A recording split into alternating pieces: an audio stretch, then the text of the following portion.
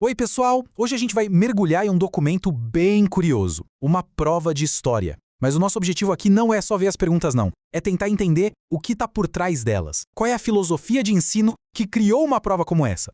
Então, vamos lá. A prova é do Colégio Militar de Belo Horizonte, que, como o nome já diz, faz parte do sistema de ensino do Exército Brasileiro. E olha só que interessante, é para alunos do 6º ano. A gente está falando de crianças com uns 12 anos de idade. Isso já dá uma ideia, né? O contexto é bem específico e a gente já pode imaginar que o rigor é alto. E é essa a pergunta que vai guiar a nossa análise. O que será que é preciso para passar uma prova dessas? E mais importante, o que ela diz sobre o sistema de ensino que a criou? Pense nisso como uma espécie de investigação. A gente vai tentar descobrir quais valores e habilidades são mais importantes nesse modelo. Bom, então vamos começar pelo começo, né? O nosso primeiro round, as questões mais básicas, o feijão com arroz do conhecimento histórico que é cobrado aqui.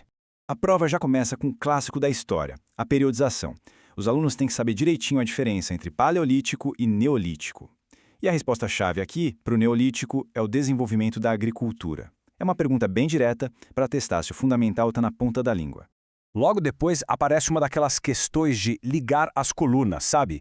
De um lado, disciplinas como arqueologia, paleontologia e do outro, a definição de cada uma. Isso já mostra uma coisa. Não basta saber os fatos, tem que dominar o vocabulário técnico da área. Ok, agora saindo da pré-história, a prova entra em outro conceito fundamental, o tempo. E a pergunta é essa aí, ó. Qual calendário a gente usa hoje e o que marca o ano 1 dele?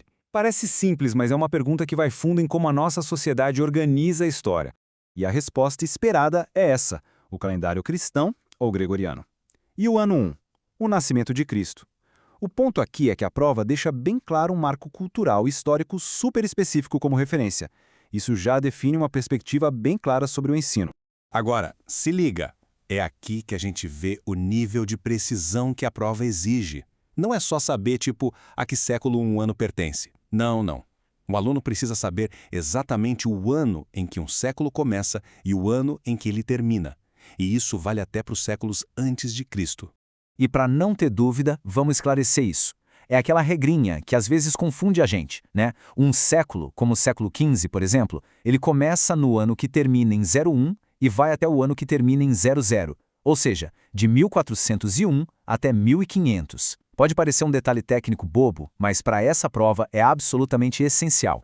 Muito bem, primeiro round concluído. Agora a gente vai para o segundo e o desafio sobe de nível. Vamos fazer um tour pelas grandes civilizações antigas. E que tour, hein? Os alunos precisam saber sobre os sumérios e a escrita cuneiforme, a localização exata da Mesopotâmia entre os rios Tigre e Eufrates, a unificação do Egito e não para por aí. Pula para as Américas e tem que saber sobre os Incas nos Andes e os Astecas e sua capital Tenochtitlan. A quantidade de conteúdo é impressionante. E ó, não é para ter um conhecimento superficial não, olha a precisão que é exigida aqui. Tem que saber diferenciar os Incas, lá na Cordilheira dos Andes, dos Astecas com a capital Tenochtitlan, onde hoje fica a cidade do México. A precisão geográfica e política é, uau, fundamental. E essa questão aqui, essa ilustra perfeitamente o nível de detalhe. Dá uma olhada. Um aluno com 12 anos precisa lembrar não só da unificação do Egito, mas do nome específico do faraó, Menes, e ainda da data aproximada, 3200 a.C. A gente está falando de um evento de mais de 5.000 anos atrás. É um nível de memorização que impressiona, de verdade. Certo?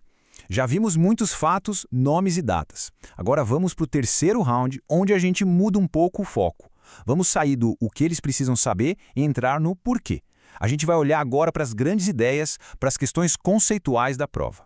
É aqui que a prova mostra que não é só decoreba. A cobrança vai além. Os alunos precisam definir um conceito que é abstrato, mas que é o coração da disciplina de história. O que, afinal, é patrimônio histórico?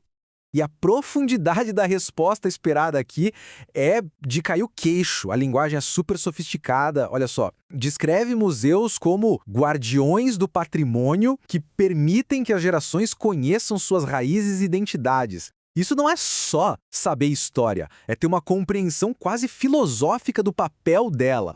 E tem mais, a prova também quer saber o que define um fato histórico. E a resposta esperada é super completa. Mostra que um fato histórico não é só qualquer coisa que aconteceu no passado. Não, tem que ter gerado consequências importantes e, claro, tem que ser algo estudado e interpretado pelos historiadores.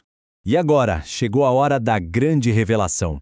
Vamos dar uma espiada por trás das cortinas e decodificar os segredos dessa prova. E a chave para entender tudo isso está numa única palavra: barema. O que é isso? Bom, é a grade de correção. É basicamente um mapa que revela toda a estratégia e a intenção por trás de cada uma das perguntas. O Barema deixa claro que nada ali foi colocado por acaso. Cada perguntinha é mapeada para uma habilidade específica e ganha uma nota de dificuldade, que vai de fácil a muito difícil. Por exemplo, aquela questão dos séculos, classificada como difícil. E a de patrimônio, muito difícil. E quando a gente coloca isso num gráfico, a imagem fica ainda mais nítida. Olha só, mais da metade das questões são consideradas de dificuldade média para cima. Isso mostra em números o nível de rigor que essa avaliação tem. Não é pouca coisa, não. Então, no fim da nossa investigação, o que a gente descobriu? O que essa prova realmente valoriza?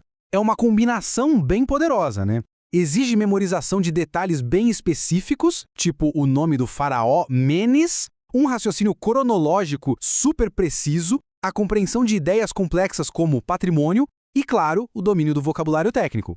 E tudo isso leva a gente para uma última grande questão, para a gente pensar mesmo. Um tipo de educação que cobre esse nível de detalhe, essa profundidade conceitual de crianças tão novas, com certeza constrói uma base de conhecimento muito sólida. Mas como será que isso molda a visão de mundo desses estudantes? Como eles passam a enxergar a história? É uma pergunta que fica no ar.